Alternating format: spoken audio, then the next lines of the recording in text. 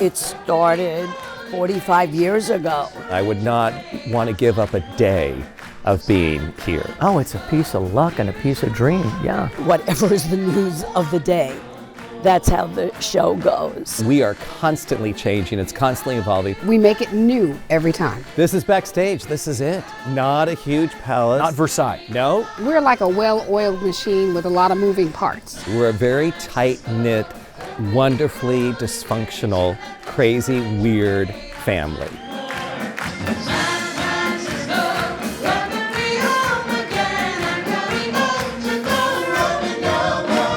Beach Blanket Babylon began as a wacky idea in the mind of Steve Silver. Now, almost half a century later, it's become the longest-running musical revue in history. Some say as much a part of San Francisco as the Golden Gate Bridge. There we go. We're all relaxed. We're going to have a great time tonight. The crowds come from everywhere I'm very excited to see it. I've seen it twice. We've heard so much about it. to see the one-of-a-kind show that debuted on a street corner and found success in a crowded, smoky bar. We put a little show on for 6 weeks. That's all it'll be.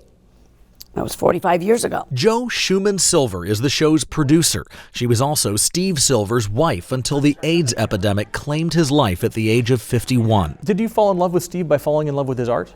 I think by falling in love with the show. Oh, how I wish I could find a prince to love. More than 2 decades after Steve Silver's death, Beach Blanket Babylon continues with characters based on his whimsical drawings designed for the cramped bar where the show began. It was very narrow and high. And because he could draw anything, he said the way that his characters are going to be noticed is by going up, by hats, not going that way because he didn't have the room. Everything is larger than life, a style of costume that's only made in one place. Right here in this building. The Louis wig probably has the majority of, say, 30 wigs in it. So, yeah, that's a lot of wigs, but I'm only using parts and pieces. Tim Santry is Beach Blanket Babylon's wig master, and these aren't like any wigs you've ever seen. They almost look like helmets. Yeah, they do have a helmet. Each one starts with a mold of the actor's head. This is the buckram in 3 layers, so it becomes hard. And that's just the beginning. One of my favorite wigs is the Tina Turner wig. Inside of this is a cage. It looks like a bird cage. Oh, wow. I put the wigs on upside down so that when she moves, Oh, look at that. it has a lot of movement in it. Singing with a small skyscraper on your head is not for the faint of heart. You put on the costume and you go, I can't do this.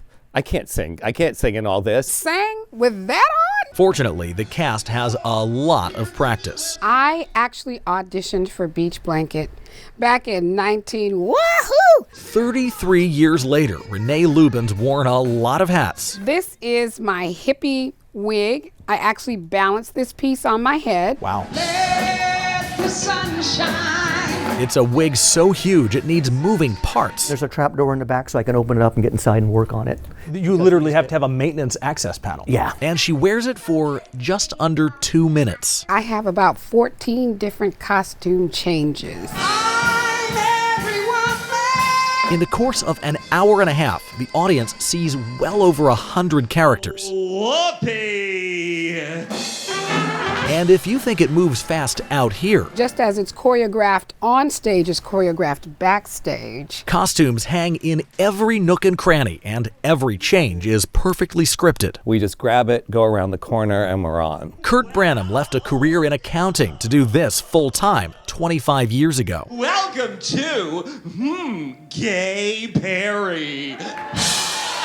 As if dancing in high heels weren't already a challenge, there's something else that keeps him on his toes. Putin of the Ritz. The show is always changing. I wake up very, very early and I go online and I see the news. It could be as small as new lyrics, Grab a rake and start to sweep the forest. or as big as a whole dance number.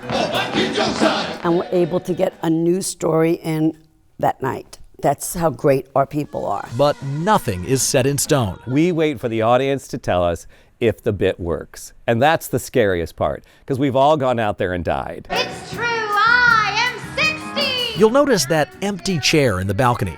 On some nights, that's the most important seat in the house. I just like to watch their face to see their reaction to this show. Sometimes it's a hit. I really hope she got her flu shot. Sometimes not. We've had some things that we worked on for weeks and they just got cut because it didn't work. We just look at each other and we know we'll have another show. That's always been true until now. I looked at the show. I was so proud of it.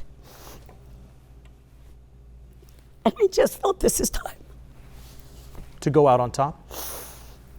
It only could go out on top. If it didn't go out on top, I'd kill myself. Though it still plays to sold-out crowds, celebrities, and even British royalty, Schumann Silver says she started to feel it 3 years ago. And I knew I would feel it because I was so in tune with Steve Silver. I felt like he was saying, okay, it's time. We love you, San Francisco. Saying goodbye to Beach Blanket Babylon will be tough for the city, but even tougher for the people who've worked together for decades to put on this show night after night. We've watched our kids grow up.